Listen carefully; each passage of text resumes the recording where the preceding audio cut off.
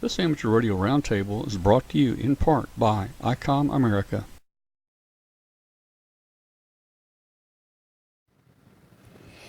Okay, welcome everybody out there watching the show tonight. This is Amateur Radio Roundtable. I'm Tom Medlin, W5KUB, and it's September the 18th, 2018, Tuesday night, time for Amateur Radio Roundtable. We want to welcome all of our guests. Hopefully we've got some new people in the chat room tonight. We had a 40-meter net this afternoon. We had a lot of new people join us, maybe some are in the chat room. Hey, if you're new to the show and this is one of your first times to join us, let us know in the chat room if you're new or if you're a first timer. We'd like to welcome you and just see who's in there. Also, if you're listening on international shortwave station WBCQ tonight on 5130 kilohertz, you'll be hearing our audio. We're simulcasting our show every Tuesday night on WBCQ. And hopefully we got some shortwave listeners out there. Shortwave listeners, if you have the internet, you can join the show at w5kub.com. That's w5 kilo uniform bravo.com. So go to that and join the show. We got a chat room there. You can join us in the chat room. We got some phone lines. I may open the phone lines a little later. Tonight, the show, we've got a lot for the show tonight, but our staff is a little low tonight. It's going to be Martin and me, and we're going to bring in one remote. Katie's out tonight. Dave has got some things that are conflicting on Tuesday nights right now. He's got some other activities going, but Dave is still with us. He just might not be with us on the show as much. So, hey, send us an email if you're listening out there on WBCQ on 5130. Send that email to tom at w5kub.com, and we'd love to hear from you. Tonight, in a little while, we're going to be bringing in James Lee, WX4 TV. James is out documenting the hurricane and the flooding in North Carolina. So he's right in the middle of all of it over there, and we'll have him in here in about 15 minutes. We're giving him time to get some of his clothes washed and hanging out in the 50 or 60 mile an hour wind to dry. There's a lot of people that are trying to get some clean clothes right now. We were going to have shack pictures, but we'll do that next week. Katie will be back next week. We've had so many shack pictures sent to us that it's going to take me hours just to put them together. So we'll have shack pictures next week. And this week we're going to be talking about antennas and things like that. Let me bring Martin in, Martin F. Jew. Let's see if I can bring Martin in here and add him into the show. So there you go. Hey, Martin, how you doing, Martin? Oh, I'm doing great, Tom. I'm glad to be back on your show.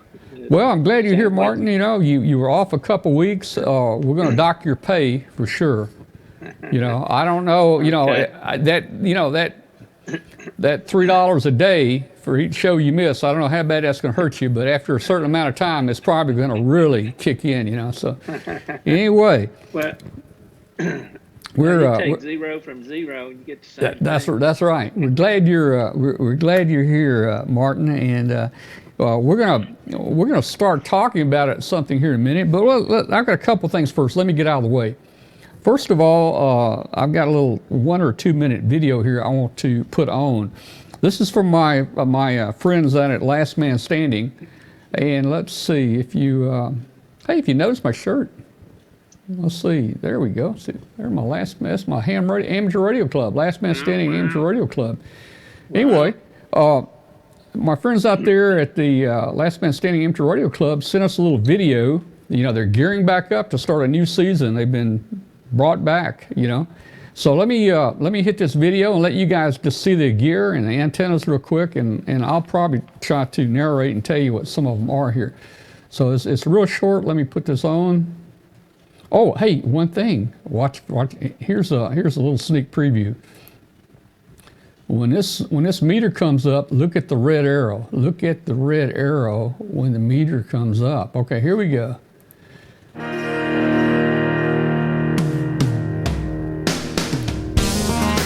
Hey guys, I got a IC7610 there this year. And they're running a IC5100 for VHF and UHF and D-Star.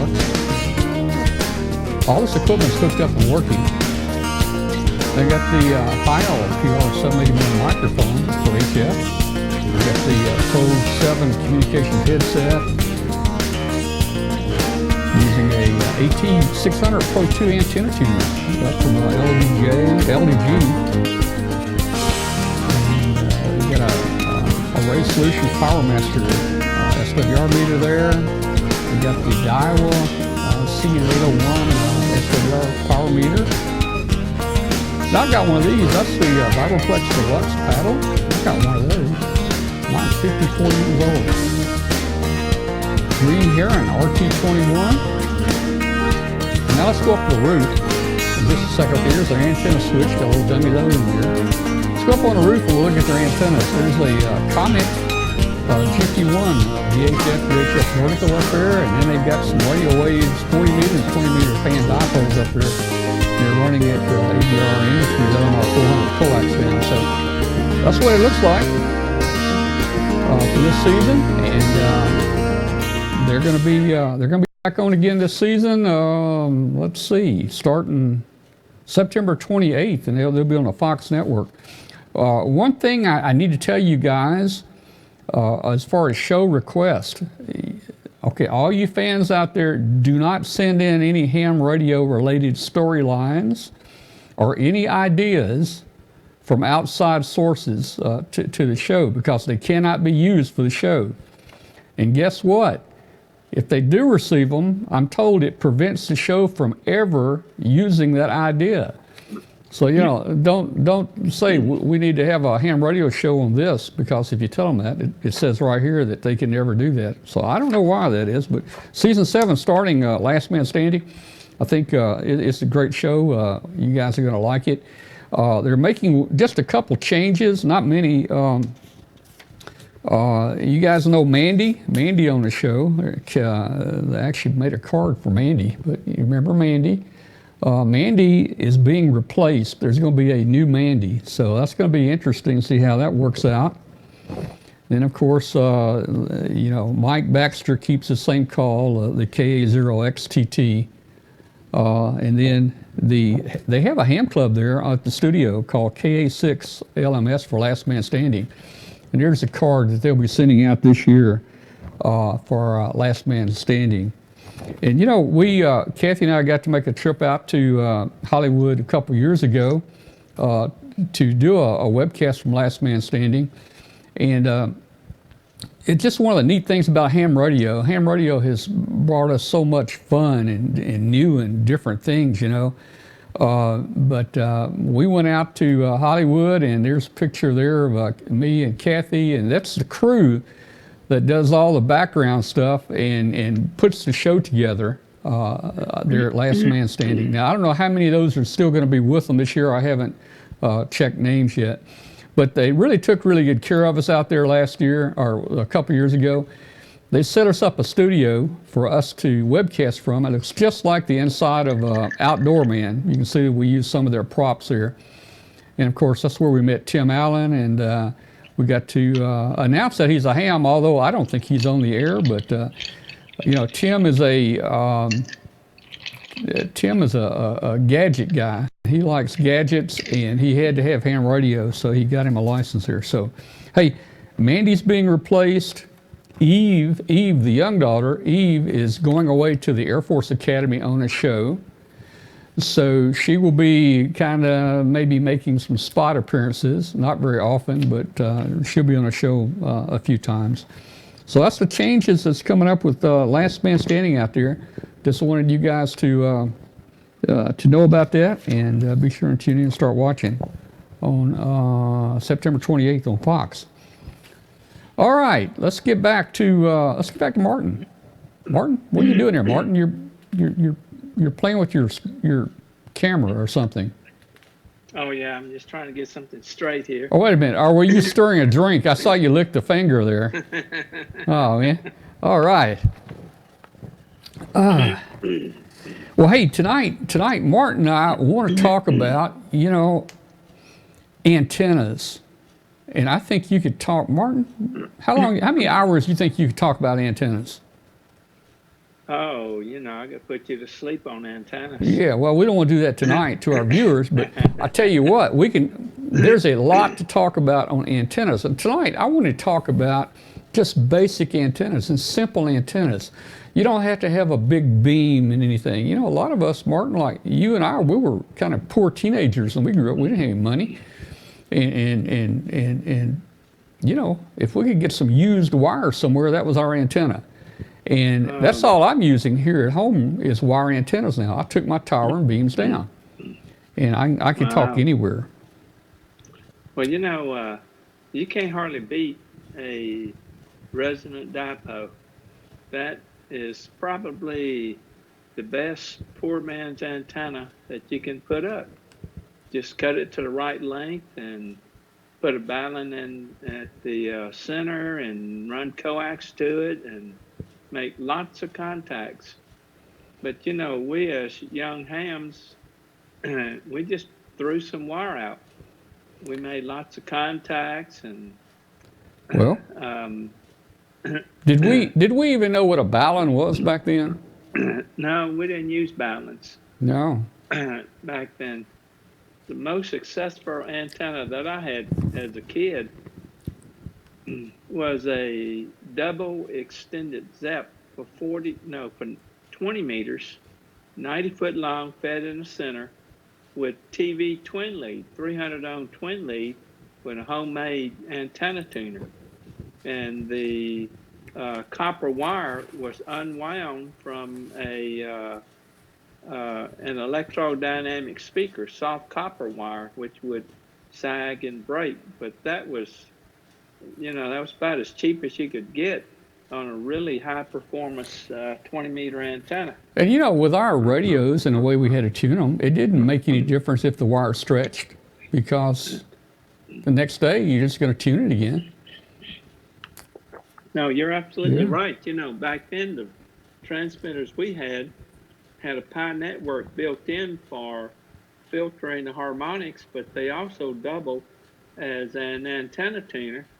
And back then you didn't even need an SWR meter because you had a procedure for tuning it. You would tune the tune capacitor and the load capacitor, and you would tune and dip and tune and dip until you got, you didn't know how much power you got out, but it was loading up your antenna, and it was pretty good. No SWR meter needed, and you could tune, most pieces of wire.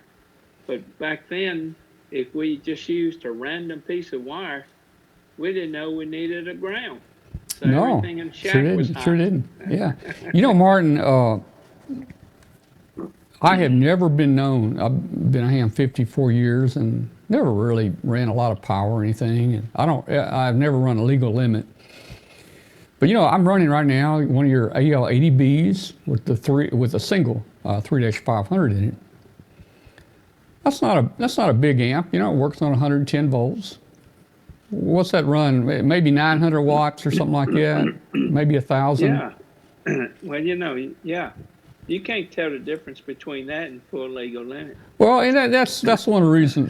That's one of the reasons I went with that, to keep things simple. But what I was going to say is, I've never been known for having one of these big alligator signals like you hear sometimes on the air. But we've lately we've been having our 40 meter net on Tuesdays, and I've been getting really a lot of great compliments on how strong my signal is. Many places, 10 over, 20 over, and what I did, Martin, I'm trying all the little tricks like you taught me. I put up that extended double ZEP 40-meter antenna. Now, the problem I've got with is I wanted to run it north and south. I've only got about 135 feet or so, north-south. So I had to bend the ends down a little bit. But since I don't know where the signal goes anywhere, anyway, I went ahead and put the thing up there. And with a 5/8 on each side, that thing must be doing some good. Because somebody called on the net the other night. He wouldn't give his call. He kept yelling at me, "How much power are you running? How much power are you running?" And it just made me smile, Yeah. Yeah. Well, double extended ZEP will give you almost 3 dB more. It almost doubles your power. But you don't need the power. And during the same nets, I have heard people that call me on the net, they're running 100 watts and a wire, and they would be 10 and 20 over. It just depends on what propagation, distance, and just all kinds of things, So, hey, with a piece of wire, you can do good. And I want to talk about wires tonight because they're so easy to put up, and they're pretty easy to hide too. Let's talk about both the ones we can hide and the ones that we don't hide. Like my double ZEP, it's too big to hide. But I'll tell you, I've got it in a bunch of trees around my house, and if you know it's up there, you almost can't find it if you look for it, because a wire blends into the trees really well. Yeah. So what would your recommendation be? Let's start with homeowners associations first. It says you can't put anything out. What would you do to get on the air? Okay. Well, let me start off with a principle first. Any piece of wire, no matter how long or how short, if you get the RF into that piece of wire, almost all of it will radiate. I mean, a 10-foot piece of wire will radiate as much power as a 100-foot piece of wire.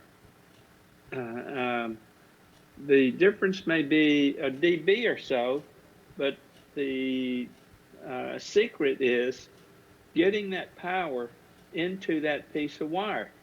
Now, it would be easier to get the power into a 100-foot piece of wire than it would be to get into a 10-foot piece of wire, because in a 10-foot piece of wire, a lot of the power is lost in the matching device that you use to match that antenna impedance to your transmitter.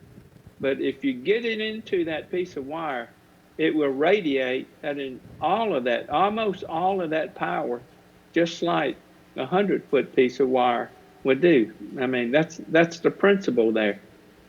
And if you're in the HOA thing, you can put just about any piece of wire up. If you're just going to get a piece of wire up straight, then you need some kind of a ground, some kind of a counterpart. But if somehow you can make that horizontal and feed it in the middle and then tune it with tuner, but use some very low loss transmission line, like a balanced 300 ohm TV twin lead or 450 ohms, then you have a minimum amount of loss in your transmission line. If you're going to operate portable, then there's certain things that you need to have. First, I favor manual antenna tuners because they tend to be more efficient and have a much wider range of matching impedances. But if you're operating portable, you need to have some wire, you need to have some kind of transmission line, some small coax or 300 ohm twin lead. You need to have some alligator clips. If you can only use one wire, then I would bring some kind of a coil, a loading coil of some kind, in case that wire is too short and you have to load it. It's a lot better, a lot more efficient to load it with a coiling series with the wire, then let the antenna tuner take care of it. All right, hey Martin, we were supposed to check in with James Lee. He's in the hurricane and the flood right now, and it's time. I need to add him to this. We're going to take about a 5-minute break from antennas. Talk to James. This is the time slot we could get him tonight. So Okay. I'm gonna add him in here for a minute, and then we'll come back to antennas, and we'll pick up where we left off. Okay. Mm-hmm. All right. So let me add him to the call here.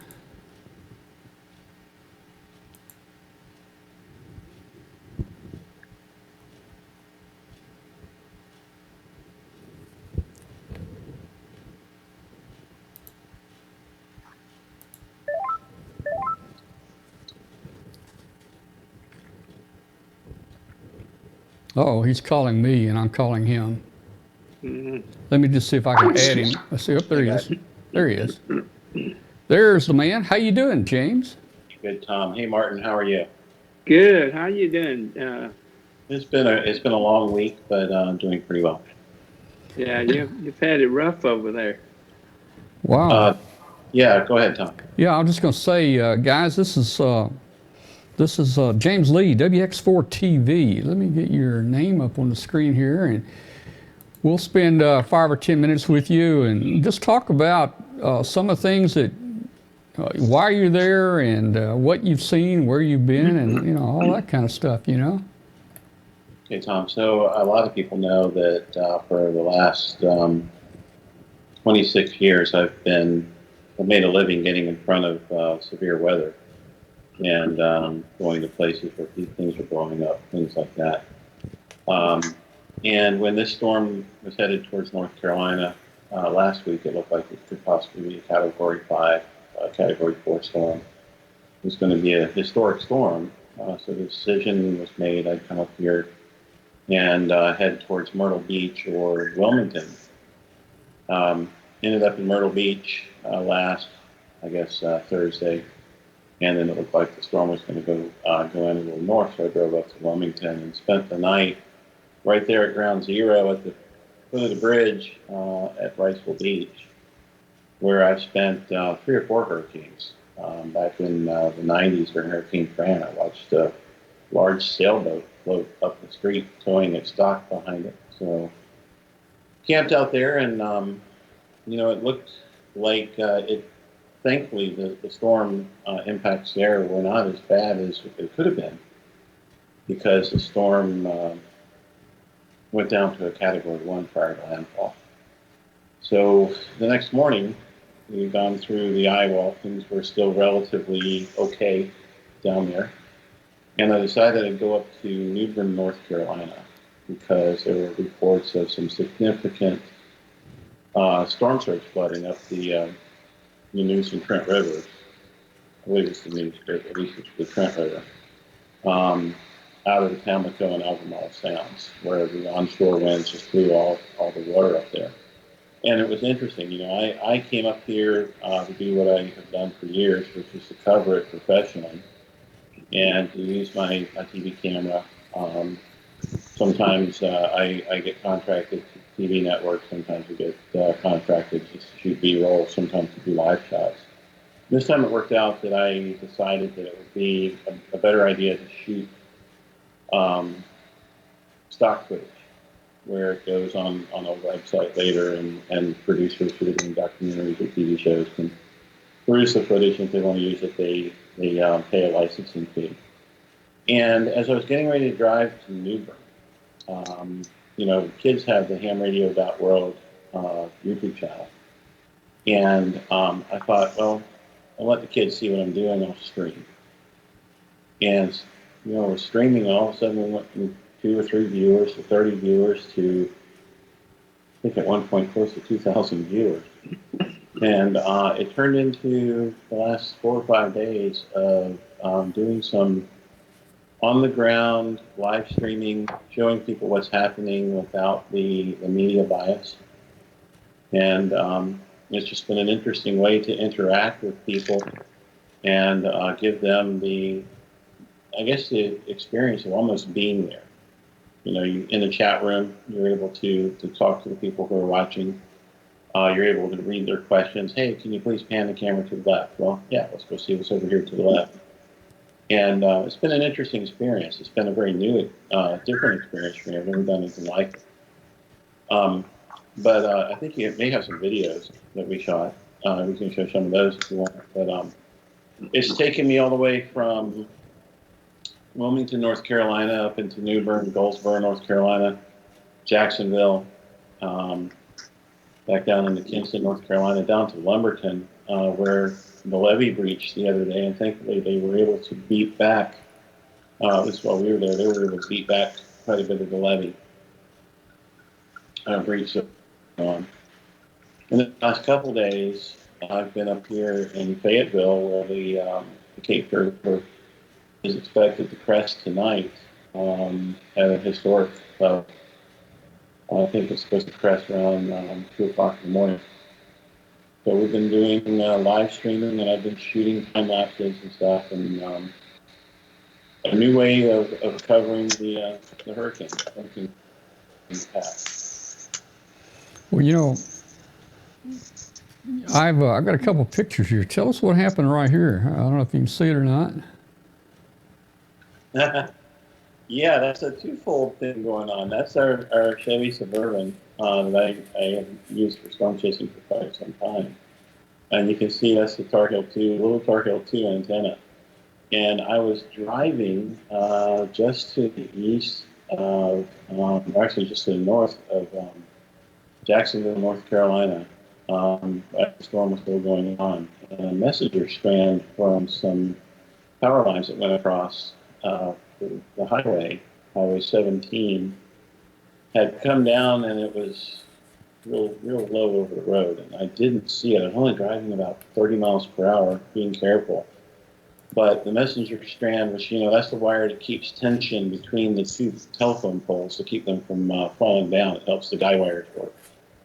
And I hit that thing at about 30 miles per hour, and it wrapped that whip around the messenger strand a couple of times and yanked it out at the bottom part of the antenna.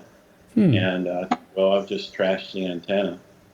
But thankfully I got it and went back. I know from having worked measuring power lines and telephone poles last year for doing some fiber optic installations, we were using some drones to do that. And I knew what has power on it and what doesn't. So I knew that it was not energized. And it was also grounded. So I carefully unwound the antenna from it and stuck it back in to the bottom part of the antenna, and it still works. Wow. Imagine, I love to model it and see what the radiation pattern is, but on 40 meters is doing really well. Well, and we're talking about antennas tonight, and that's a perfect example of it doesn't have to be straight to work. It doesn't have to be perfect. Martin's right. Yeah. You just put a little coil at the bottom of it, and it works really well. But yeah. Hey, see a model here. Hey, I just got to ask this. I mean, your vehicle looks really good there. How many miles you got on that? Less than 5,000 miles from now, we will have 500,000 miles on that vehicle. You've got 495,000 miles on that vehicle. I got that vehicle literally from a little Texas. Paid less than $7,000 for it. It had 68,000 miles, I believe. All right, and then another thing, I just got to ask this. How many times have you changed the spark plugs in that 500,000 miles? They've never been changed. They've never been changed. I was told by a Chevy engineer that as long as your gas mileage is doing well and you're not having any problems, don't change them. Yeah, man. We change oil a lot. Oh yeah. So, did you ever get into any? I mean, I know you're trying to be safe there. Yeah, I'm sure you're watching where you go. But were there any times during this hurricane, because it went right over you there, any times that you felt really in real danger from the wind or floods? No. I've been doing this since Andrew, and I've been in front of and been in the effects of over 200 landfalling tropical systems since Andrew. around the world. I've been in some that were really bad. Katrina, I was actually not a little bit, I was a lot worried the night that Katrina was coming in, because I was reading the reports of what could happen. You know, oil refineries catching on fire and oil on gas on top of water. But no, this storm, I haven't had any places where I was really concerned. The top winds that I experienced in the eye wall were gusts of about 105 miles per hour. And I know the dynamics of how things work, and I've seen enough things break and enough things survive that I kind of have a good idea of where to park the vehicle to shoot the footage. When I shoot footage of a hurricane when it's going on, I'll use my iPhone here. Say that this is the vehicle, you know, and the wind will be blowing this way, like this. I'll make sure that I keep the driver's window over here with the wind blowing to my back, so I can roll down the driver's window. I don't have any problems with debris or rain or anything getting into the camera, into the car. I've learned over the years you can keep the air conditioner turned on, the compressor on in the Chevy vehicle, but turn the heat up, and that makes the air go through the receiver dryer, and it dries out the humidity, so you can keep everything dry. You learn a lot of tricks along the way, and I will be posting like a compilation of the video that I've shot to the YouTube channel here in the next few days, and then everything was shot in 4K. It'll be low res with a watermark on it. Then I'll upload it to a place where I sell my stock footage. It's a website called Pond 5. And producers, TV show producers, movie producers, documentary producers, whatnot, will go there looking for footage that they want, and then you know, they pay a licensing fee and they can use it. So that's how I'll make my living out of this storm. Well, tell our viewers where they can see some of your videos. I know you're on YouTube. Yeah, for the kids, you guys, Martin and both of you are familiar with the kids. It's actually their YouTube channel. The hamradio.world website, hamradio.world, will take you down, scroll on the page. There's a link to the YouTube channel down there, or you can go on YouTube and search for hamradio.dot world. So instead of the period, it's a DOT, or even bit.ly/ham videos. bit.ly/ham videos. And primarily, you're going to see a bunch of stuff that the kids have done. They've done some stuff with some of Martin's stuff, MFJ products, and they go out and they operate in the field. Faith Hannah just got back from the Youngsters on the Air event in South Africa, and I think maybe she's going to be on the show in a couple weeks about that. So I'll post a video there, and you'll probably see some of it on some TV shows eventually. If you've ever watched the Weather Channel during the tropical season, you've seen stuff I shot. They used one of my shots from 1993, I think it was, for years, of a yellow house that got struck by a wave and twisted about 90 degrees and fell in the ocean. They used that. And, you know, if I'd known back then how to license footage in perpetuity, to where I got some residuals, I wouldn't have to be out here chasing storms today. But, you know, you learn. Oh, yeah. We're, and let's, and you're right, we want to have you and the girls on. Let's talk about the Youngsters on the Air, maybe in a few weeks. I think the show is pretty well packed next week. But we'll try to get you on in a couple weeks, and you'll be home by then, probably. That's the plan. So what's your plan over the next few days? Is there anything else you need to visit or shoot video of? I know there's going to be a lot of flooding. Yeah, you know, I-95 south from here is closed, and most of the secondary roads are flooded. So I can't really get home unless I go all the way out to like Charlotte and then go through Atlanta. But then I could go visit HRO and replace that whip, which would be nice. So, but I think tomorrow I'm going to go to, I'm going to try to get down to Jacksonville, North Carolina. And if I can get there, then try to push down into Wilmington and see what's going on with the flooding. I don't know if you've seen it, Interstate 40, which runs, I believe, by your house Mm-hmm. in eastern North Carolina, is a literal river right now. I saw aerial video from the National Guard, and you cannot tell that there is an interstate there for many miles. Wow. I've heard that about 1,100 roads are closed in that area right now. And I think I drove on 922 of them today trying to get down to Wilmington. Mm-hmm. So in all the places that you've been to, many of the places it was mandatory evacuation. How do the locals feel about people that stay behind? Are they okay with that? Everything going okay? In North Carolina, we lived on the Outer Banks for a long time. In North Carolina, when they say there's a mandatory evacuation, that means we strongly urge you to leave. Now, if you're like on the Outer Banks and you're in a hotel or a rental house, I believe they can force you to leave because you're not a resident. But if you're a resident, they can't make you leave. Mm-hmm. And the challenge, Tom, is that there's a lot of people with pets, and a lot of shelters don't take pets, even though the Pets Act. You may have seen that on the internet. Hey, it says, hey, you can take your pet to a motel. That's not the case. Some motels will let you do it, but it's not required. What it does is require emergency management officials to make accommodations for pets to go to shelters. Some shelters. People want to take care of their pets. I have manned shelters during severe weather. Down in Florida. Didn't actually man them during the storm. I was at the EOC, but I guess I went there to help set up communications at the shelters. I can tell you, the ones that I went to were not places that I'd want to spend a night or two riding out a hurricane. And I think that a lot of people may have experienced it before. I think I'll be better at home. Mm-hmm.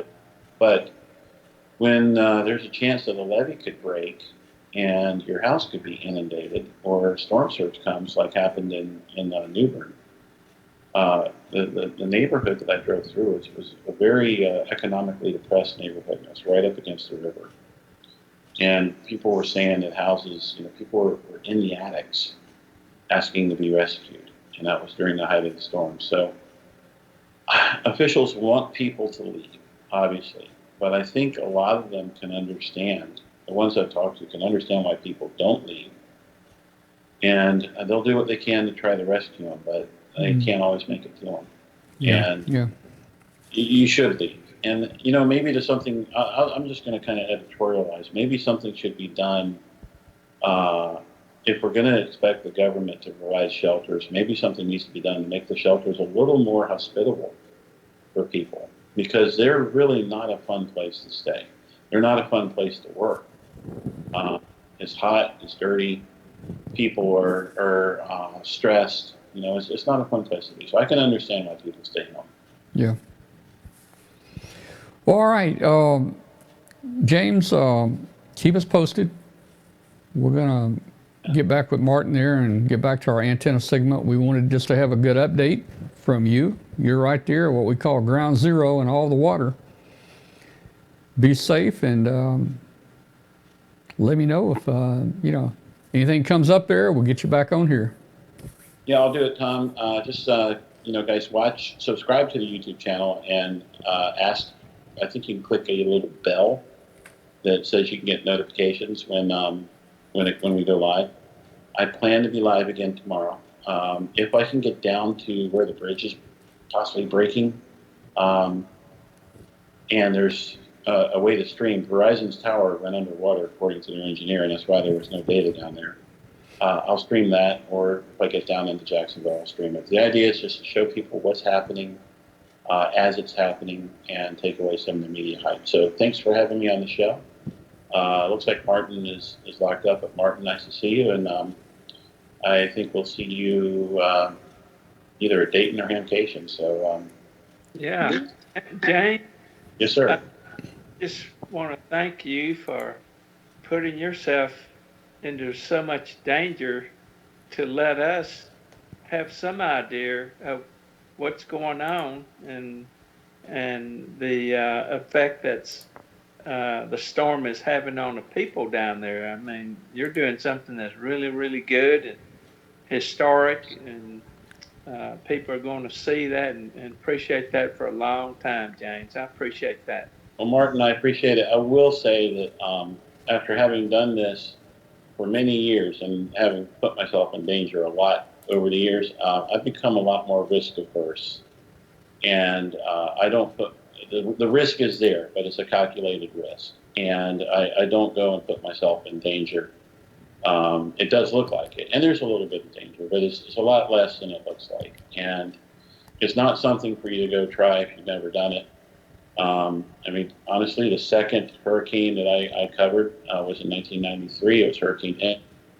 Less than a month after Michelle and I were married, and I took our own vehicle down to Hatteras Island, and I ended up driving it overboard when the storm surge came back from all the water got blown out of the sound, and then when the wind shifted out of the west, the water came up, and I drove it into a ditch. So I learned my lesson then. Really know the lay of the land before you go out there. So I appreciate the compliment, but it's not as dangerous as it looks to do this. Well, you stay safe and keep those incredible videos coming. We appreciate it. Yes, sir. Thank you. And Tom, thanks for having me. All right. All right. Thanks so much, James, for joining us. All right. Let's see what I can do here. We're going to get back with Martin here in just a moment. But first, let me do this. It's time to get the transceiver that's best suited for your lifestyle. Icom offers a variety of high-performance and innovative products. See how you can make the most out of contest season with one of these transceivers. The competitive edge you've been looking for is in the IC7851. Raise the bar and hear what others cannot hear with this flagship HF 50 MHz transceiver. It has reciprocal mixing dynamic range, crystal clear local oscillator, spectrum scope, dual receivers, and a digital voice recorder. The IC7610 is the SDR every ham wants, and just in time for contesting season. This high-performance SDR has the ability to pick out the faintest of signals even in the presence of stronger adjacent signals. The new Icom 7610 is a direct sampling software-defined radio that will change the world's definition of an SDR transceiver. It has direct RF sampling, 110 dB RMDR, an independent dual receiver, and dual digiselect. The IC7300 has changed the way entry-level HF is designed. This high-performance, innovative HF transceiver with a compact design will far exceed your expectations. It has RF direct sampling, 15 discrete bandpass filters, a large 4.3-inch color touchscreen, real-time spectrum scope, and an SD memory card slot. Visit icomamerica.com/amateur for more information on Icom radios. Right, and we're back, and I'm back with Martin Jew. Now, Martin, when we broke away to James there, we were talking about portable antennas, and you mentioned something about alligator clips and a wire and a loading coil. You remember that? Oh yeah. That's where we were, right there. You got to have these alligator clip wires just to be able to clip on turns on taps, but you know, one of my favorite portable antenna is a loop, small transmit loop. You need a little loop tuner, but if you're in a log cabin or even in a hotel room or somebody's house, you can take a piece of wire and hang it over the door or the curtains on the windows and put it on a loop tuner and tune up and operate just about any band that you want to, pretty efficiently and very effectively. And I've done that on lots of occasions. And is that using an inside antenna? Is that what you're talking about? Inside antenna. Yeah, let's see. I've got.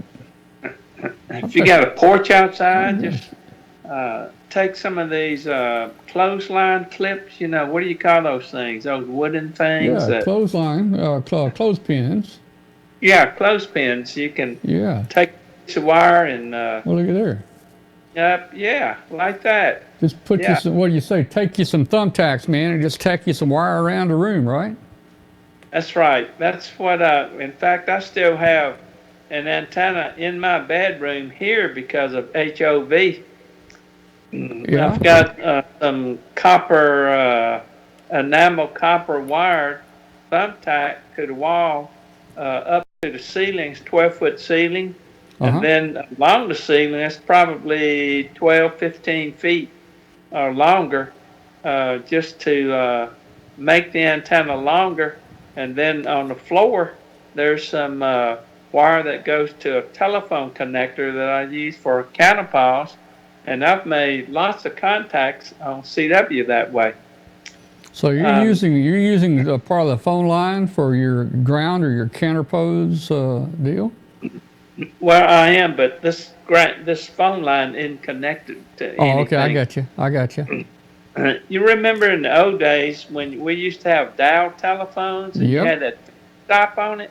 Yeah. You could phone to that finger stop, and if you had a little crystal radio, you could pick up all kind of Oh, stuff. yeah. I remember that. Clip a little alligator clip to that little stop. You know, Kathy was talking about, I don't know, something came up the other day, and the kids nowadays ask, why do you say dialing a telephone? Because you don't dial a telephone. They don't understand what dialing a telephone has to do with it, you know? That's pretty Yeah. incredible, isn't it? I mean, that's Yeah. part of our lives back then. Well, and here's a little tidbit of information. It's not exactly on antennas, but during World War II, hams couldn't operate. But there's a group up in Chicago, all through that city, they stayed on CW and talked to each other every night. And what they did, they connected to the power lines and they sent that signal through the power lines. And they were working Morse code, talking to each other. I thought that was kind of cool. So, you know, you're talking about just having a inductor there where you can clip onto it and, you know, try to find the best match, I guess. Man, there's so many things. So that's one way to do it. You know, if you're in a real strict homeowners association, what do you think about a flagpole antenna? You think they're very effective? Oh yeah, Let's see if I flagpole got a antenna. flagpole antenna. There we go. I wonder how something like that would work, man. You know? Oh yeah, that's very patriotic, and Yeah. that antenna would get out very well. You can have an automatic tuner at the bottom of that, Yep. or you can have a manual tuner, Well, or you could just tune it up. I would put an automatic tuner right there at the base of that thing, and that antenna would probably work everything from 80 through 6 meters, wouldn't it? It probably would. In fact, Now, it might even work 160. I'm not don't know how well, but I think it probably would. yeah. Well, you just got to make sure that you have some kind of a ground system. You Yeah, know, it only that's takes true. like one piece of ground wire. That's true. Yeah. Well, you know, I'm thinking a lot of people have fences around their house. Let's see if I got a picture here of a fence. Well, this might work. A lot of people have fences around their house. You could actually just staple a wire down the top of that fence all the way around, couldn't you? That would work very nicely. Yeah. Just get something out there. On my deck, I just lay it on around my deck, and I have like a 30-foot pole that goes up, and Uh-huh. on my deck I have two pieces of wire that lays on the outside edge, and I can tune it up to 40 meters, which is that's probably the most practical band to use right now. The Yeah. antenna's short enough, and lots of activity on it. You know, if a person can't, well, you can spend money and buy a beam or put a lot of money in the antenna, or you can put money into an auto tuner, and that is so versatile, that auto tuner. You can tune anything with it. Anything. Look at this. There's a downspout. There's a aluminum downspout there that looks about 20, maybe 25, 26 feet tall. Got a little auto tuner there. It's hidden. I bet you he makes contacts. I'm sure he does. That's a pretty good length of wire. Yeah, it is. It is.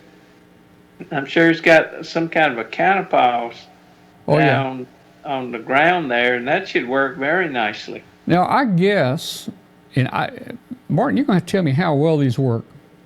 I guess if you have a balcony, or even you could put this by a window. You could put one of these magnetic loops in. How does something that small work? Does it work pretty good? Oh, you wouldn't believe how well those things work. You know, when we were first developing these loops, this has been 25 years ago. Every connection was welded, and I took one home and leaned it against my couch on the first floor, working QRP, and I could work into Europe. Wow. Now, Yeah. that round loop on the left was two models, 10 megahertz to 30 megahertz, or 40 meters to 15 meters.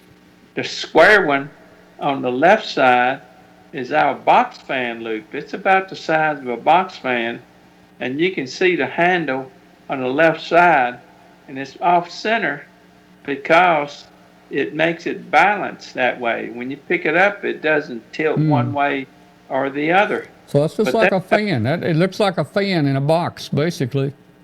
It does. And it's very lightweight, easy to carry, covers 20 meters through 10 meters, and is actually more efficient than that big round loop because there's so much surface area for the antenna. It does look like a fan. Yeah. And it works incredibly good. Now, these antennas we're talking about are, I would say, pretty much invisible antennas. You shouldn't have any trouble with your homeowners association, and even something like this, Martin, where you can tack a wire under the edge of the roof on the outside. Well, you can. You know, one of my first antennas as a kid, that's exactly what I did. Just kind of stapled or nailed a wire to the peak of the roof and down, and used 300 ohm TV twin lead to the transmitter. But I was in the attic and it up, and those antennas work great. Oh yeah, that's perfect. That's exactly what. So just run it out the vent there and put it under the eave of the house, and you got an antenna up for sure. Yeah. And people are going to say, "Oh, that antenna is only 15 feet off the ground. It needs to be 50 feet off the ground." What do you say about that? Well, you can make it. You can make contacts. It doesn't matter how high off the ground an antenna is. Yep. You can make contacts, have a nice rack chew, and it doesn't always have to be about DXing. Well, a few weeks ago, one of the things I really wanted to do was to make a contact using a 9-volt battery. And I had a little transmitter that had a telegraph key, which was a strip of PC board, and used it as a straight key. And the antenna I was using was just a simple vertical antenna outside my office with a 9-volt battery. I talked to a guy for a pretty good while on a 30-meter band, and the guy was up in, I think it was Maine or New Hampshire. Yeah. That's pretty good 9-volt battery. Was that a CW transmitter only, or was that a transceiver? It was a transceiver. Oh, it was wow. of a pixel.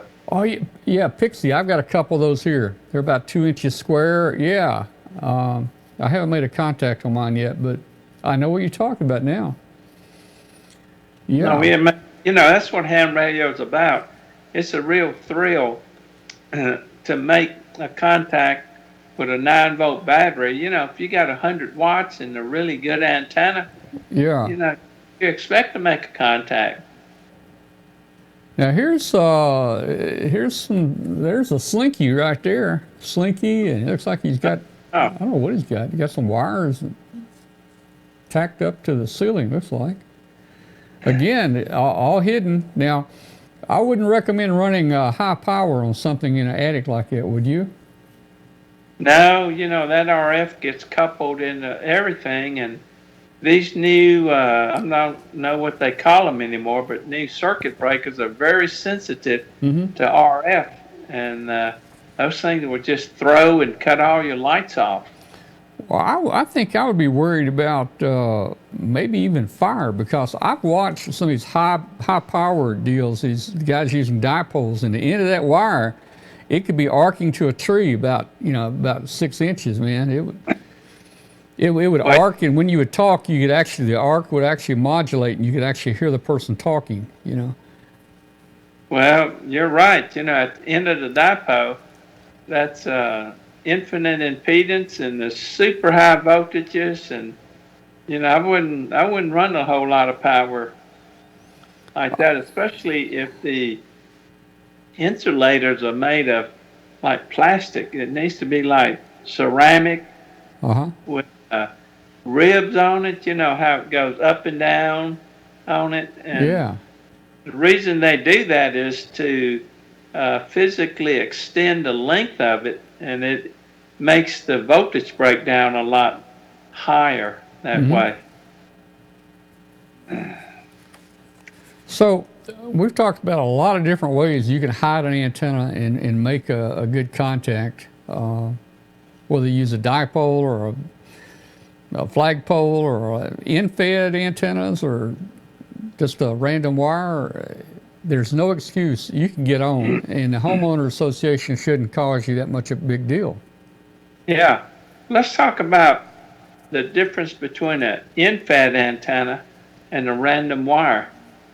An Uh-huh. in-fed antenna is basically resonant at the lowest frequency, for example, 80 meters. Then it's also resonant on harmonics of that. And if it's an in-fed, it's a very high impedance.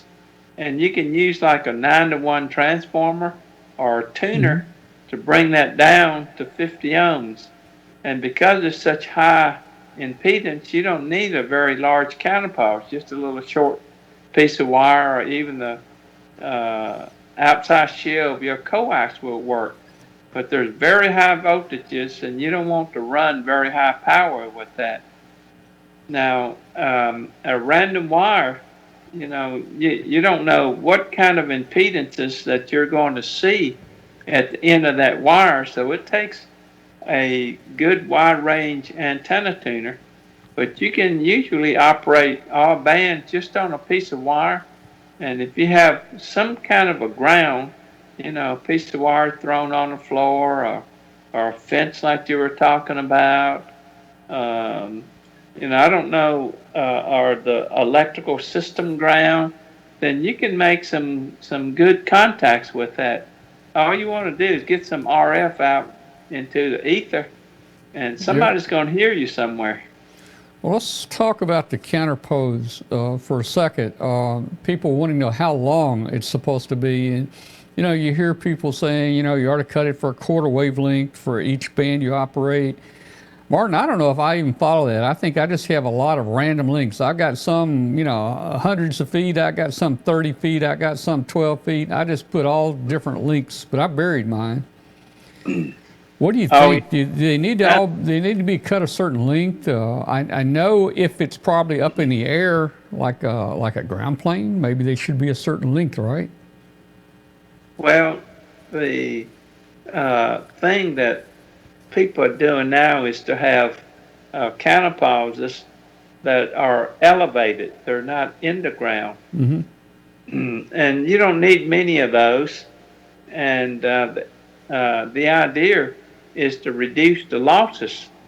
But I found just one counterpose is fine. Yeah. If you put it in the direction of the antenna, or the direction of where you want to operate, the antenna will have more directivity in the direction that you put a single counterpose.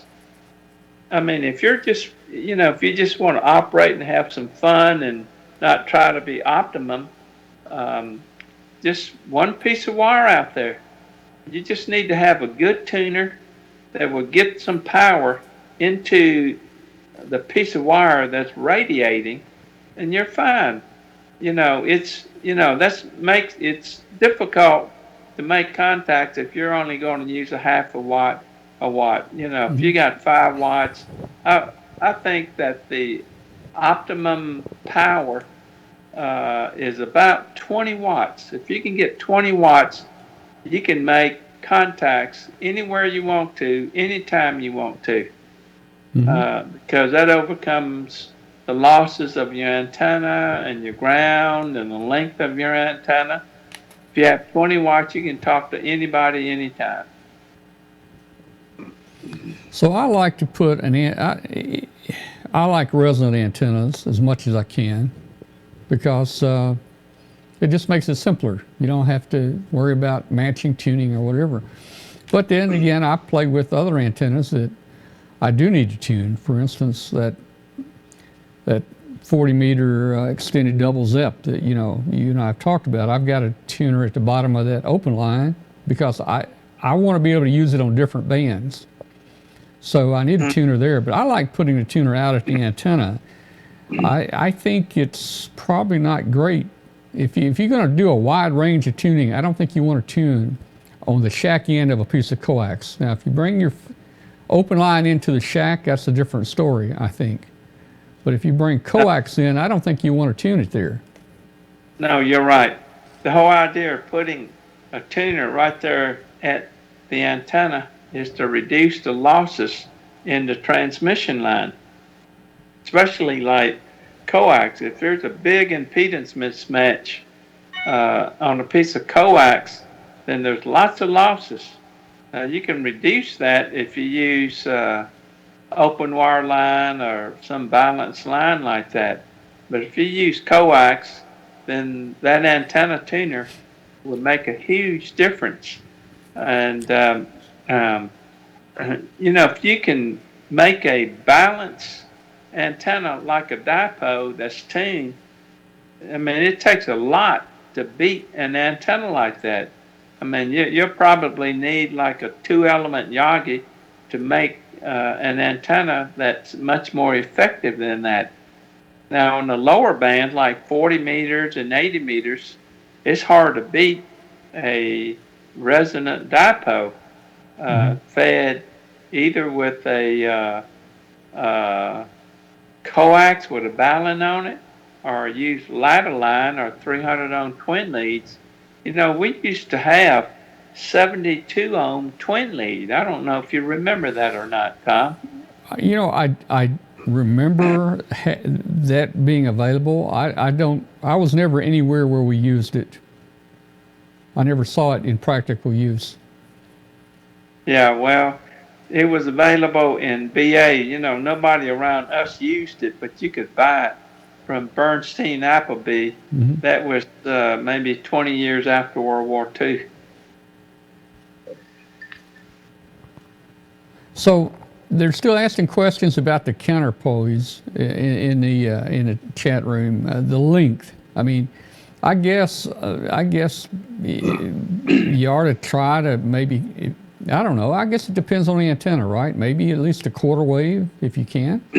Well, I don't think you need a quarter wave. I use like 16 feet to 25 feet. Anything that you can put out there will work. The whole idea of a counterpause is just to reduce your ground losses. Right. The more you can put up, the better it would be. You're trying to simulate like an infinite ground plane. But, if we just want to make some contact and have some fun and not be optimum, just about anything will work. Just one piece of wire will work. But the more you can put out there, the better. Back in the old days, the standard was 120 lengths of ground wire that was buried in the ground. But the new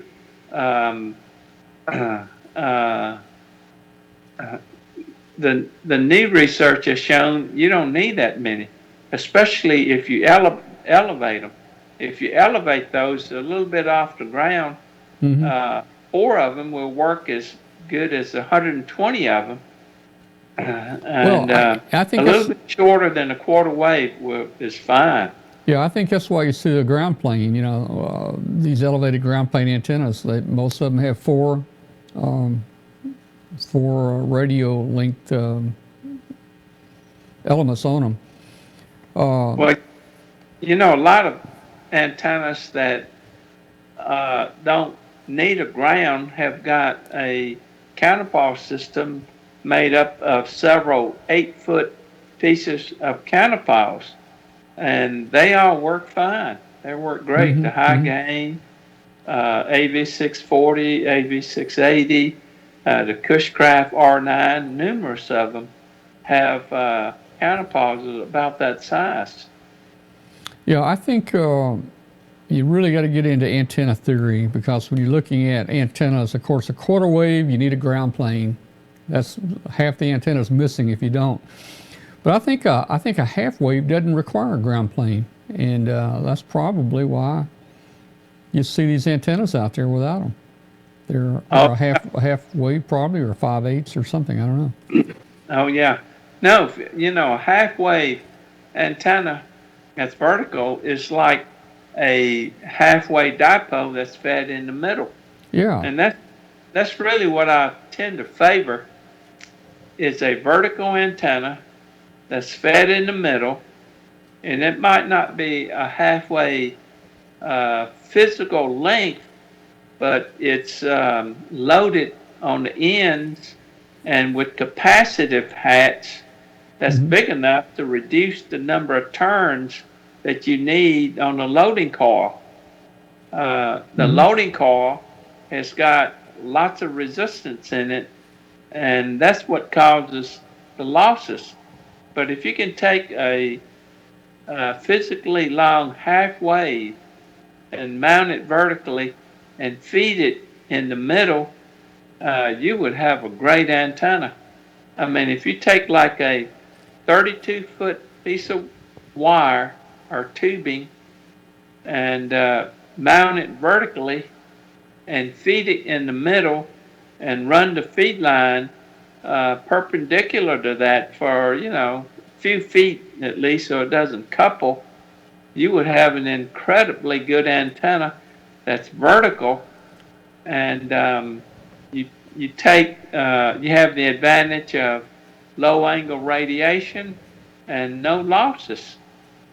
I've been thinking the last few days about a vertical antenna because I've got all kinds of horizontal stuff. I've got delta loops, inverted V's, the extended double ZEP. I got all these horizontal antennas, and I was thinking about trying some type of vertical. And you're right, on a vertical dipole, you got to kind of bring that coax off to the side somehow and support it. And I'm thinking, yeah, that might be a little issue, but you could build a coaxial vertical where you just strip that shield back and you just pull that shield back down over the plastic jacket, and where you have a quarter wave above the center and then a quarter wave of the shield that comes back, and you can just hang that up and with a rope or something, and that'd be a half wave right there. Yeah, that would work good. You just need to put some kind of a balun or choke to isolate that coax once it comes down. We have that 1796 vertical multiband vertical that's fed almost exactly what you're saying. Hmm. Uh, there's a section above and a section below, and then coax feeds it and runs alongside the bottom part of it, so you can feed it from the bottom. But there are end loading coils. At the top, it's vertical, but at the bottom, it's at a 90 degrees. And the reason for the 90 degrees is that's the low impedance point. And all the loading coils is beyond that point. and then after that, there's a balun that keeps the current from flowing down off the coax, and that antenna is pretty incredible. I mean, it works really good. It's multi-band because they're end-loaded for multi-band. All right, Martin, are you familiar with your MFJ 1796? Somebody's asking about that. Do you know which one that is? Yeah, that's the one I was just talking about. Okay. Is there a question about that? Well, it just, let's see, you said, just ask you about it. You've been talking about it. Yeah, that's my favorite antenna. I think that antenna works as good or better than any antenna because all the loading is done on the end, and there's a lot of capacitance hat on the end of it that reduces the number of turns that you need in the loading coil, which improves the efficiency of it. It's a great antenna. That's the one that I is that like 80 through 10 meter or something? It's a multi-band antenna? Well, we have some versions of it that is 80 through 10 and beyond that, 6 and 2. But my favorite one is the 1796. That's 40 meters through 10 meters. Okay. That was the original one. Yeah. Okay. Now, does that require any type? Does it have any type ground plane elements on it, or is it? It doesn't need it. It's a center fed. It's just like a dipole that's vertical. Yeah. Okay. That's cool. And it's small. It's only 12 feet. Well, I'm using a Delta loop out there that works really, really nice, and it'll work all bands without a tuner. It's amazing how low the SWR is and how well the match is on all the different bands. I could move that feed point around to one of the sides or corners at a certain place, and I can make it vertical polarity. I'm trying to think about, I ought to be able to figure out a way to switch that in and out, switch different coax in or out to make it vertical or horizontal. I need to work on something like that. Y'all need to make a kit and sell a switch where you can add it to an antenna and make it vertical or horizontal like that. Well, we have got a brand new little box that's coming out that will provide you with 2 relay contacts, 2 separate relays, and also provides you with a +12 or a ground. So if you have a radio like a Flex, you can turn it on and off. And you take this device and plug it into one of these things that you buy from Walmart, a Lowe's, that you use to turn your lights on and off remotely using your iPhone. And you get one of those and you plug our device in it, and you can do what you're talking about. You can switch antennas. You can turn radios on and off. You can, if you have 2 feed points like you're talking about on your Delta loop, you can switch between those feed points. You can do it on the, on your Android or iPhone. Yeah, you just, I guess you would just switch the feed point to, you'd open it and you'd short out the other side, or you disconnect the coax and probably short the connection together. Yeah, well, all you need to do with that is bring in a half-wave length of coax, and whatever happens on your end happens on the other end. In other words, you put a short there, it's a short at the antenna end. You put it open there, it's an open on the antenna end.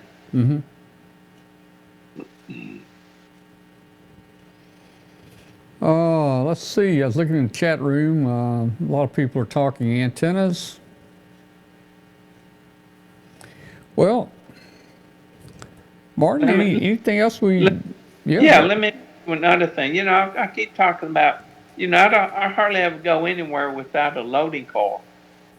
Hmm. A loading coil that's got a 3/8 by 24 uh, screw adapter on one end, and the male adapter on one end. On the other end is a female adapter where you can screw it into a mobile mount Hmm. and put a telescoping whip on it, and you can operate mobile on just about any band. And if it's telescoping whip, you can collapse it and drive anywhere you want to. Now we've got a loading coil that would cover from 40 meters up through 6, even 2 meters by using an alligator clip. It's super sturdy because it uses a woven type of fiberglass center insulator with an alligator clip, so you can resonate it on any band and then use a matching coil at the bottom to get the SWR down to as low as you want, and it stays low at any band that you operate on. Hmm. um, but I don't think anybody should go anywhere without a loading coil and a manual antenna tuner and some alligator clips. Well, I've seen a lot of people work from hotel rooms by running a coax out to the car and connecting to the antenna on the car. That's got to work good. Yeah, yeah. If you try to put an antenna inside a hotel room, the problem there is there's so much noise generated inside a hotel, especially a big high-rise antenna, high-rise hotel. But it Hmm. still works.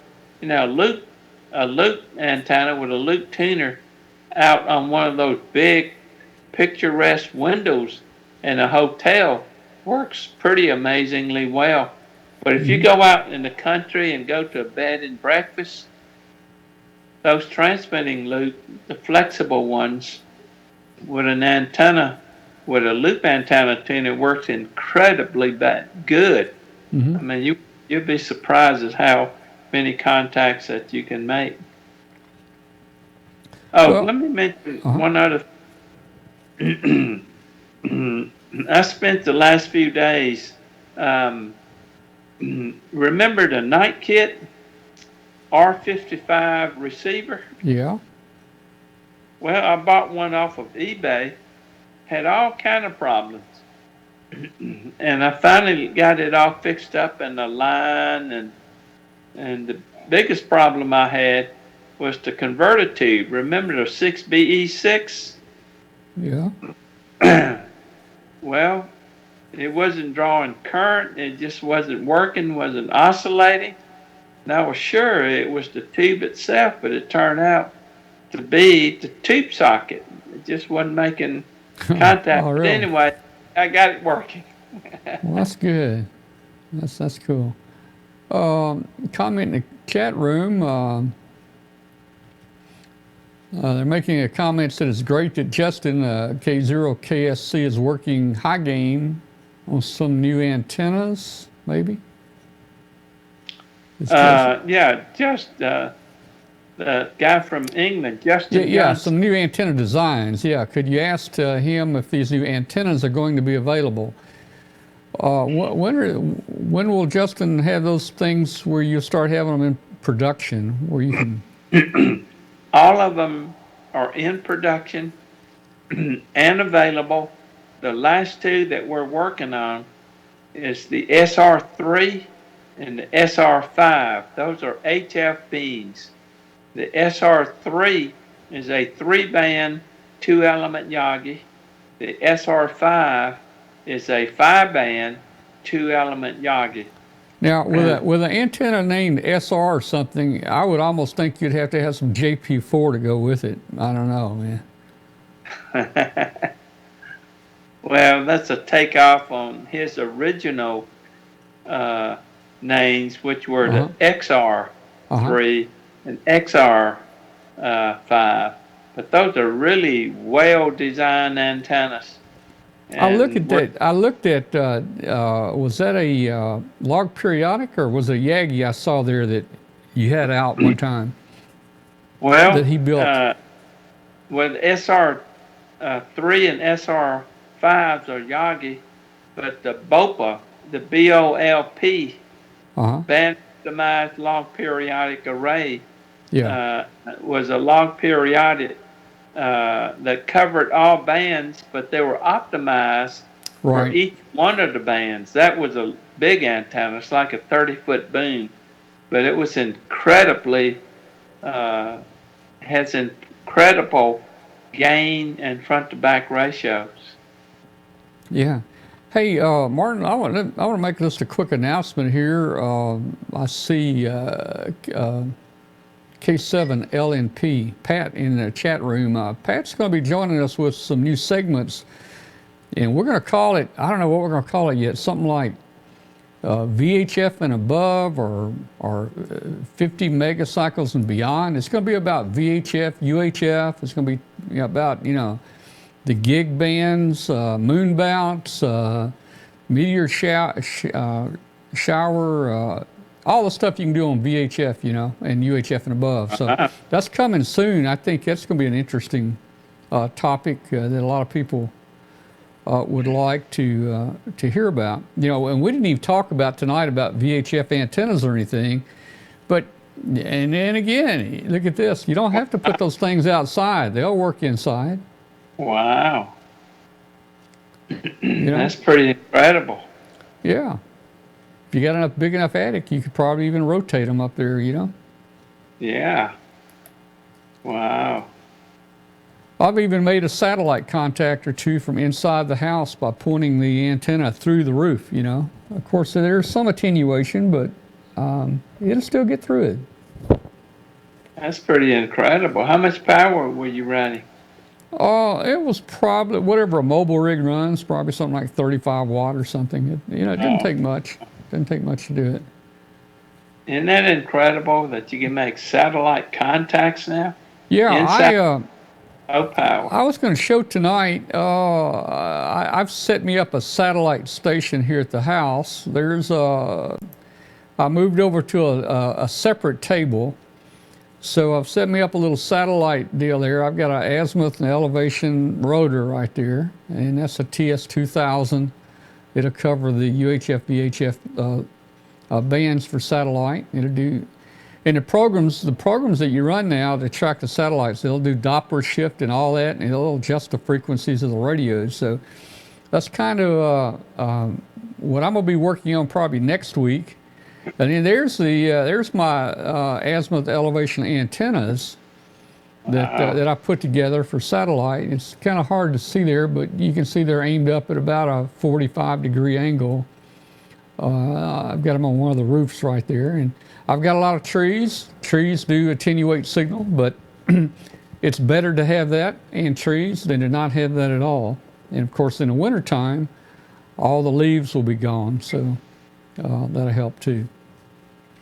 So that's going to be one of our next projects. So we're going to be working some satellite stuff. Now, Martin, one of the things I want to do after I do this, I want to, and I've never done it before, I want to do some EME, Earth, Moon, Earth stuff. And it's possible to do it today with a small antenna. Well, when I say a single 13 element 2-meter beam with a sideband rig and running one of the digital modes like JT65, it's possible to do that. Now, where I'm going to get you to help me is I need about 200 watts at VHF, so I need you to help set me up with one of your amplifiers out at the antenna. Maybe it's got a preamp, for receive and an amp for transmit. What we'll do, we'll set that right at the antenna on a little tripod. We'll go out there, we'll aim that 13 element antenna at the moon. Then we'll come back in the house where the rig is, and we're going to make some EME contacts. Okay, we can help you with that on both sides, on the Yeah. antenna side and the antennas. All right, And well, that's going to far be coming. I would like to do it before it gets winter, but I don't know. But I'm gradually making our move there, and we've got Pat on here that's going to be talking about this new segment, VHF and above. Pat does EME and moon bounce, and he's very familiar with this, and so he's going to help walk us all through how to make those contacts off the moon. Okay. So, well, y'all tell me what you need, and I can get it for you. Okay, well, that's good. Well, Martin, it's about 9:20 here. I think we'll go ahead and we'll close the official part of the show. And I'm going to open Hangout where a lot of people like to join for a few minutes after the show, and we'll stay on about 10 or 15 minutes and talk. But it was great having you on tonight. Next week, we're going to have Katie. Katie will be back with us next week. We'll be doing shack pictures next week. Riley Hollingsworth's going to be back with us next week. And Martin, I don't know if you'll be back or not, but you're always welcome to be with us. So I'll be talking to you, and if you want to be on there with us next week, we'd love to have you. Okay, I appreciate that, and I will try. Well, all right, I'll say good night to you. Get some sleep, and I got to come down to Starkville here one day in the next month or so and visit with you. Okay, we'll anytime. 73 to all right, everybody. All right, 73. We'll see. Good night. All right. Well, that was, I think, a pretty good segment with Martin. We talked a lot about different antennas. Maybe gave some people some ideas about what you can do, to operate. I'm going to try to bring up Hangout. Somebody, if you will, post a link in the chat room for Hangout. And let's see who's in the Hangout tonight.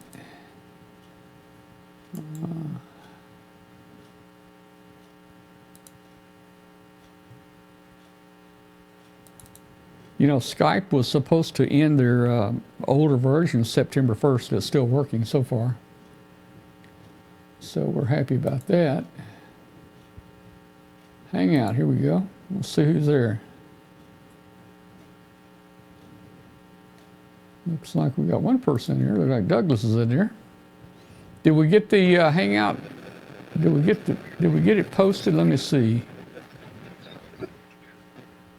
Hangout. I'm gonna try to post a link. Hello. Hello. Hey Tom. How are you doing? Pretty good. I don't know why we're getting so much noise. There's the Hangout link. Okay.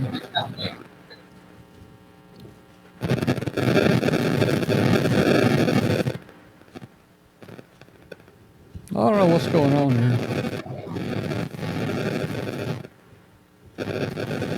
Let's see who we got in here. We got Douglas in here. We got Casa. I'm trying to read it. Casa. We got Bill. We got Vaden. I don't know some of these people. They're new people.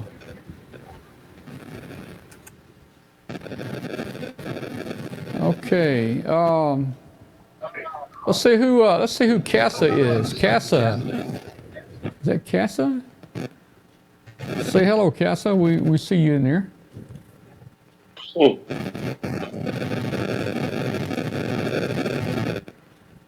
Hey Bill.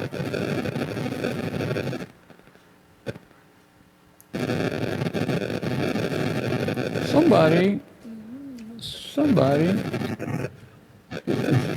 causing some noise. I'll tell you what, hey Doug, why don't you hang up and dial back in? It might be coming from you. It went away. No, it's still there.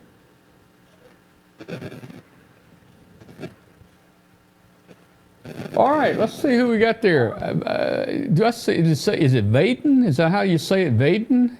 How are you? Your mic is muted. Unmute your mic and say hi.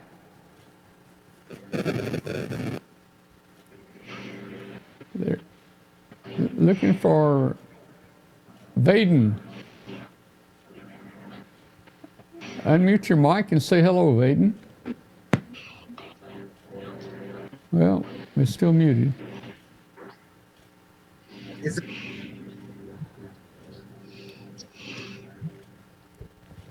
Well, Bill, how you doing tonight up in Massachusetts? Hey, Tom. How's it going? Going pretty Hey, good. how you doing, Tom? Oh, hey. It's good to see you. Good to hear you. Well, hey, do I have the name right? Is it The Vaden? name is Vaden, but I go by Mac, M-A-C, and then 4K. Yeah, usually on CW. Now, Mac, Mac, Can you what's hear your me? 1, 2, 3, yeah, 4. yeah, Mac, what's your call, Mac? Hello. Oh, Now, Mac, if you're listening to us on the show, it's a 30-second delay. You don't want to listen on the show. You need to set your audio up for Hangout where you know it's going directly to your Hangout. He'll get it figured can out. you hear me now? This is Mac. Mac, I hear you. Are you hearing me okay? Do you hear me, Mac?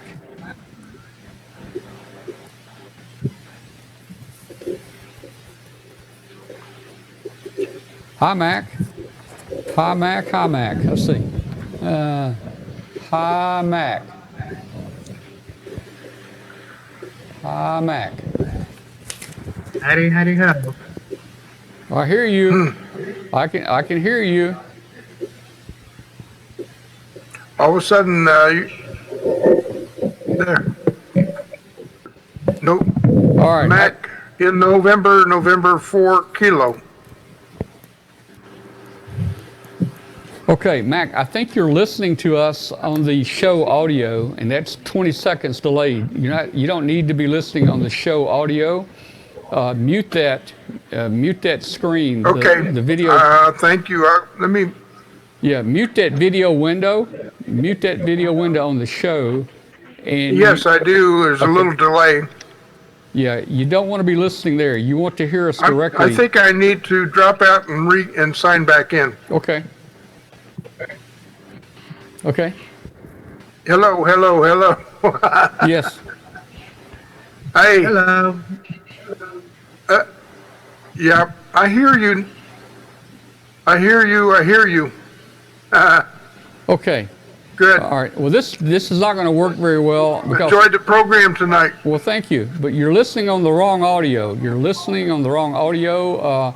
You don't want to listen on the show audio. You want to mute the video, the show audio, and you want Either to mute or just close the other program. or close it. Roger. And you want to bring up the audio in your Hangout. Check your preferences in Hangout and make sure your speaker is turned on in Hangout. Okay. He'll get it there in a minute. We're I glad. just we're turned glad. the show video and audio off. Maybe that's better. Okay. All right. Can you still hear us? Can you still hear me? I'm not hearing you now. Okay. All right. Well, he'll get it figured Okay. out. He'll figure it out. All right. We got we got Gary. Hey, Gary. How you doing, Gary? Not too bad. I hope you can hear me off of this. Which Gary? Which Gary is this? This is Gary KB5BGC. I'm on the end with the white headphones. Okay. So give me your call again, Gary. KB5BGC. BUC? Bravo Golf Charlie. Oh, BGC. Okay. Hey, very good. Okay. All right. Hey, the first time I've seen you hang out. Are you new to the show? No, I've watched it before. I've been on Hangout once before, but I didn't mute everything. It didn't have it right, and I backed out of it because I was getting giving you a bunch of noise here. I got you. Well, hey, we're glad to have you in here, man. Yeah, well, it was an interesting show tonight. I'm the one that asked about the 1796 because I've been using it for about 13 years, and I've made contacts around the world with that bad boy, 35 feet. Yeah. Well, just like we were talking about tonight, I mean, there's all kinds of different antennas you can use, and they'll all work, but it's just whatever is best for you to mount and set up is, use what you can. Yes, you can. All right, let's see. Mac, did you ever get your audio fixed? Were you hearing me, Mac? I think I'm back. I'm trying to say hello. Okay. All right, now, Mac, you're hearing me now, right? Okay, good. I had logged out of the you were right. I was still connected with the show connection. I'm now back in with the hangout connection. Can you hear me all right? I am, but can you hear me right now? Answer right now. Can you hear me right this moment? Sorry, now, Mac. Oh, my audio is weak here for some reason. No, Mac, you still got the wrong audio. You still got audio coming from the show. You have to mute that player, that video player. Mute it or close it. And you have to. Okay, this is my first time to try the hangout. Not a problem. Not a problem. Not a problem. In Hangout, you need to select the microphone and speaker in Hangout, so they're set properly, and you don't want to be listening on the show. Maybe I can improve some things here. You'll get it. Okay, 1, 2, 3, 4. Is that a little better? Well, we're hearing you fine. It's just I think you're still hearing us with the delay.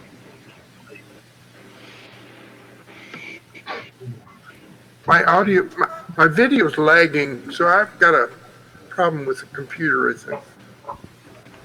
All right. Well, you'll get it. You'll get it. You'll get it figured out. The video will lag, depending where you're looking, which video you're looking at. You're looking at the feed or you're looking at your Hangout.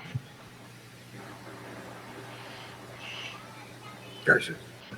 I think he's still on our video page. You need to get off the video page, Val or Mac. You just need to close that video player, exit out, and just use Hangout only for voice and for talking and listening. Hangout only.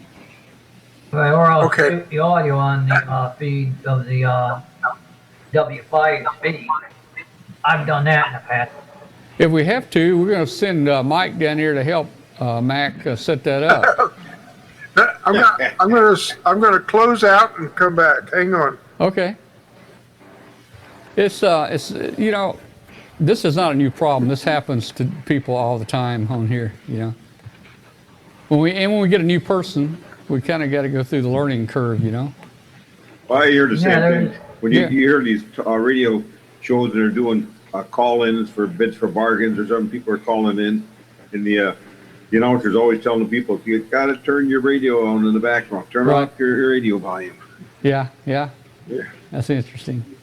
They like to hear themselves. Yeah. But there's about a delay about 15 seconds or somewhere in 0 to 15 second delay.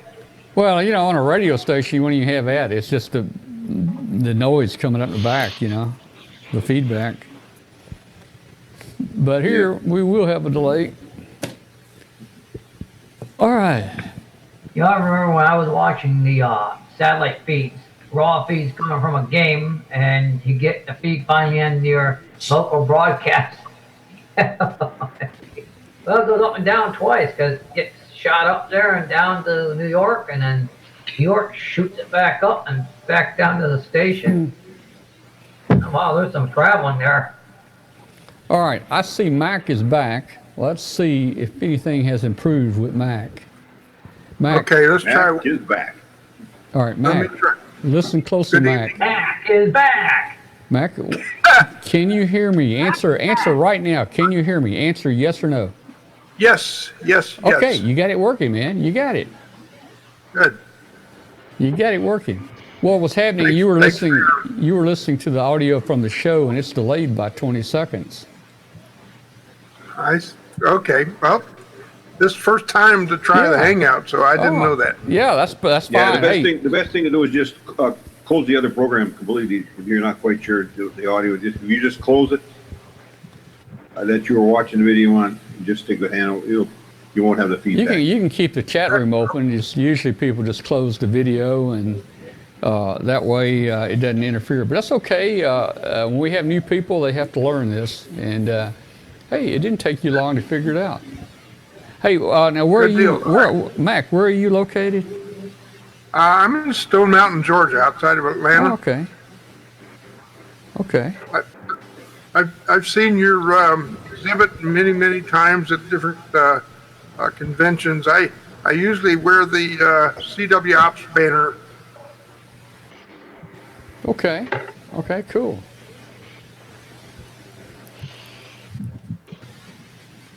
Did you make it to the Huntsville Ham Fest this year? I I did. Oh, I had an exhibit. It was right next to Ellicraft and across from K3Z or N3ZN, the Tony, who okay. manufactured paddles, keys, Yeah, cooties, yeah. and that sort of thing. Well, you And you I may have have you may have seen the- us roll by you a couple times. Yeah, Yeah. yeah. I had a great time at Huntsville. Oh yeah, that's nice. Have you been going here many times or just recently? This is probably my 4th year. Okay. It's a cool place, isn't it? It's really nice. Yeah, it is. Yeah. Well, guys, I think tomorrow or Thursday, probably Thursday, I'm getting my truck back. Look at here. All right. I'm getting my truck back, man. The deer only caused me not to have it for about 3 weeks or so. So, Oh, that's terrible. I know the feeling, Tom. I had my next door neighbor drop about 600 pounds of ice on the side of my truck over the winter. oh. I traded in for a new one after about $5,700 worth of damage. Man, well, that didn't look like that much damage. That was, I think the tag on that was 4,000 to 5,000, and of course it got the air conditioner, it got the oil cooler, it got several things, in front of the dash there. But hey, I looked at it today, and it looks brand new. They're really doing a great job putting it together, man. That can happen. So go into so fast. 4-wheel drive when you get it. It's not a 4-wheel. I didn't want a 4-wheel drive because I don't take mine Oh, I off the thought road. I thought that was 4-wheel drive. No, Sorry. no, yeah, hey, down here, the 4-wheel drive, I mean, hey, the insurance is higher, you got more to break and pay for, and I don't get off the road with it, so I don't need it. I needed it up here in Michigan. You probably need it Yeah, up you there. go up the Uber. Yeah, Yep, we just automatic. Everybody either got 4-wheel or all-wheel drive up here. right. Well, I can see why. I Hey, don't Tom. know, yeah. Yes? Will you be looking into getting a brush cart for your truck so that next time you head it here, you won't have to take it into the shop? Will I be looking for what? A brush cart for your pickup? A brush guard. Now, what will that do? Is that Big like a frame right in metal, front of your grill. just a metal thing in front of the grill? Yeah, but what if he jumps through my windshield? Oh, you got glass replacement? Well, yeah, I want, yeah. It's cheaper. Hey, down here, I mean, I've seen video where the deer actually goes in the car and starts jumping around inside the car, man. And Right up in Alaska, we had a friend of mine had a moose go through the windshield. That Yeah. was fun. Yeah. No, I'm not gonna put it. I won't. Animals, I won't put anything like that on there. see the livestock and that down in Carolinas that were swimming through the water? But what was that? What's down there? Well, with that flooding they had this past week, that farm animals that were Oh, they had sharks. Swimming through the water, Hey, in South yeah. Carolina, they had sharks actually up in the rivers there and lakes. Some gators up there too. Yeah, yeah. my grandson, well, My gators ain't grandson's in- nothing, the sharks. They don't. Well, we don't have any gators or sharks in my lake here. Yeah. Well, Well, they ain't get up there Oh, that's before all you, fine buddy. when that water starts receding. you could. I wonder how they're gonna get those things out, man. It's just pitchforks. gonna have to catch them, I guess, Well, somehow. the water will recede. It's gonna stay flooded down by the ocean for a while all the water descends down the hills and mountains. Man. Yeah, my grandson is a Marine and stationed at Camp Lejeune area, and he's been busy helping the folks. Well, that's good. And they got hit too, didn't they? Yeah. Yeah, they did. Well, I was in the military once, and we got hit by a typhoon. I was over in Asia area, up on top of a mountain, and they had us sandbagging the doors of the building on top of a mountain. I don't know why, with a typhoon coming. Water wasn't going to get very deep up here. Yeah, until the wind started blowing. That was on Okinawa, and we had one come through. Yeah. That was fun. Yeah.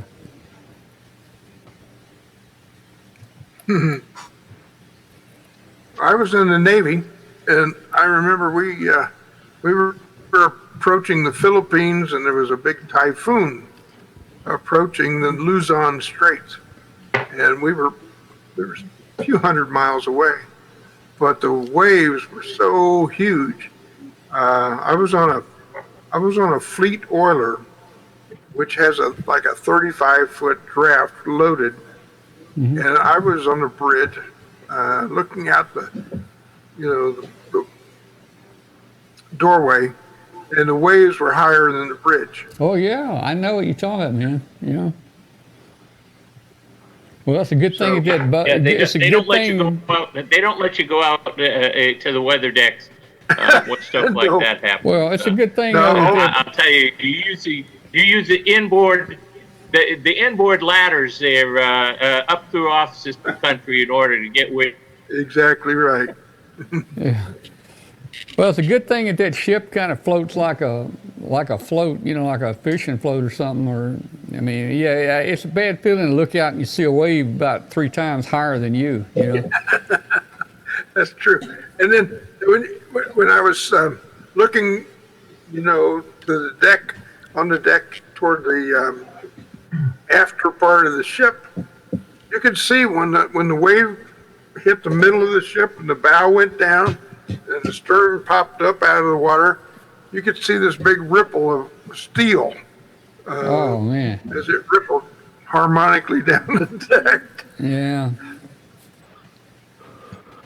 Boy. Yeah, well, listen, guys, I enjoyed the session tonight. Really good. Well, good. Kind of a first time for me. I haven't been tuned in much, but I'm planning to come back and hang out with y'all. Yeah, we try to do hangout every night after the show. So join us. Good. You know what to do now. Yeah. You never know what we're going to talk about. Thank you very much. I'm going to say 7-3 and unplug. Good All night. right. And you know Good what? night, Mac.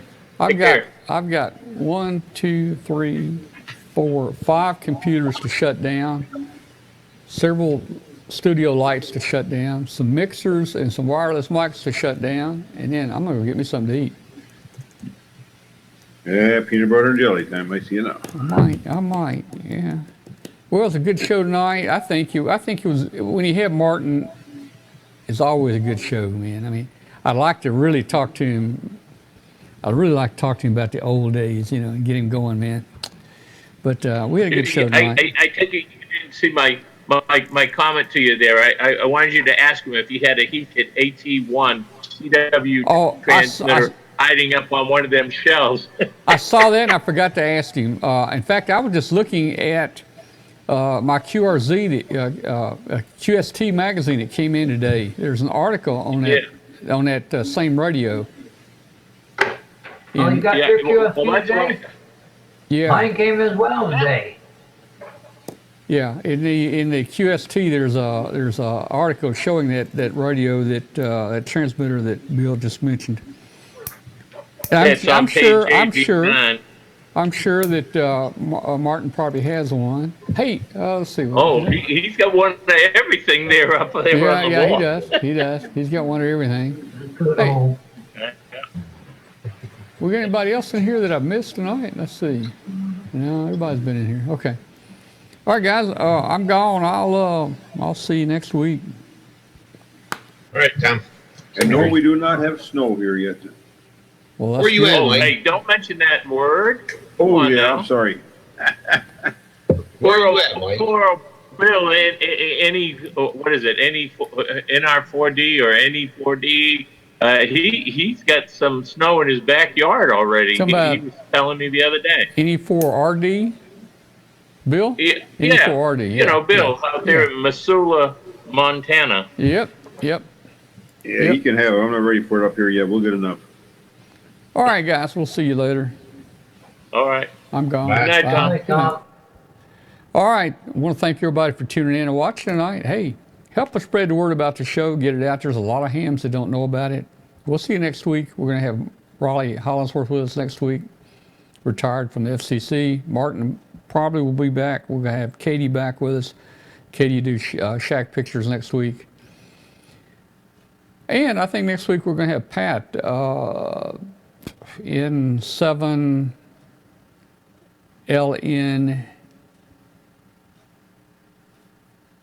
In 7LN. Is it LNP? What is Pat's call? I forget. Hey, Mark. There's Mark P. in the chat room. Hello, Mark P. I hope you've got an antenna up. Mark P. got a radio. I delivered a radio to him during Dayton.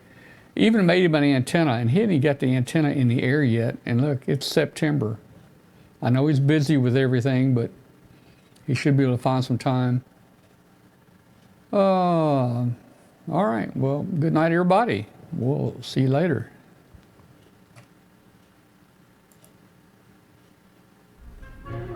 So you're saying I can ask this cat any question? The cat is connected to the computer. You just type in the question, it will read his mind. There the answer comes.